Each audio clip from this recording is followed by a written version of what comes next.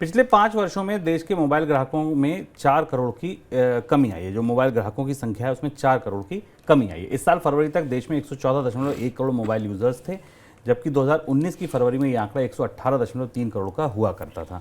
ये आंकड़ा इसलिए बड़ा था आबादी से अगर आप देखें तो, क्योंकि एक आदमी एक से ज़्यादा सिम रखता था। अब इस चलन में कमी आई है, जिसकी वजह से ये आंकड़ा घटा है। सर, ये यूजर बेस घटा कहाँ है और घटा क्यों है? दरअसल सबसे ज़्यादा गिरावट हमें मोबाइल यूज़र बेस में ग्रामीण इलाकों में दिखाई दे रही है, और एक बड़े वजह इसका डुअल सिम ना रखना भी हो सकता है, लेकिन जो सबसे बड़ी वजह दो है वो मोबाइल हैंडसेट की कीमतें बढ़ना और टैरिफ में बढ़ोतरी है। हम पिछले 2 साल से लगातार, लगभग 1.5 साल से लगातार भारत में प्रीपेड टैरिफ में खास तौर पर बढ़ोतरी देख रहे हैं। प्रीपेड टैरिफ अब 100 रुपये से ऊपर पहुंच गए हैं बेसिक मिनिमम प्लान के, जो कभी 60 या 65 रुपये हुआ करते थे। पिछले 24 महीनों में जितनी तेज बढ़ोतरी हुई है उसमें सबसे ज़्यादा 2G सब्सक्राइबर्स की संख्या में कमी आई है, जो केवल फ़ोन का इस्तेमाल बातचीत के लिए करते थे।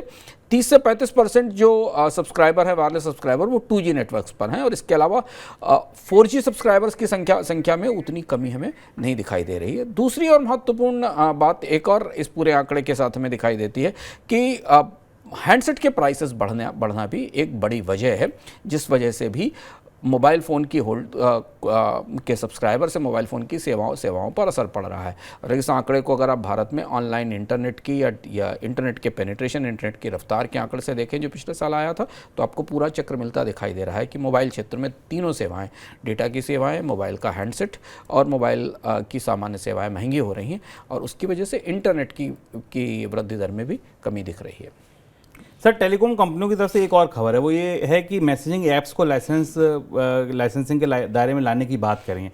ऐसा क्यों? ये नई बहस शुरू हो रही है। COI जो टेलीकॉम ऑपरेटर्स एसोसिएशन है, उसने TRI से कहा है कि मैसेजिंग ऐप्स को के लिए लाइसेंस दिए जाएं, क्योंकि बहुत सारा मोबाइल नेटवर्क का इस्तेमाल मैसेजिंग ऐप्स कर रहे हैं, जैसे कि आप व्हाट्सएप कहें या टेलीग्राम कहें या सिग्नल कहें। इस तरह के ऐप्स के जरिए लोग मैसेजिंग सेवा का इस्तेमाल कर रहे हैं, और इसका सीधा असर आपको दिखाई दे रहा है मोबाइल मैसेजिंग पे। मोबाइल मैसेजिंग लगभग खत्म है। टेक्स्ट मैसेजेस का इस्तेमाल अब लोग आमतौर पर मोबाइल में नहीं करते, हालांकि मोबाइल फ़ोन पर टेक्स्ट मैसेज की सुविधा उपलब्ध है, पर मैक्सिमम लोग टेक्स्ट मैसेजिंग का इस्तेमाल इन मैसेजिंग ऐप्स के जरिए करते हैं।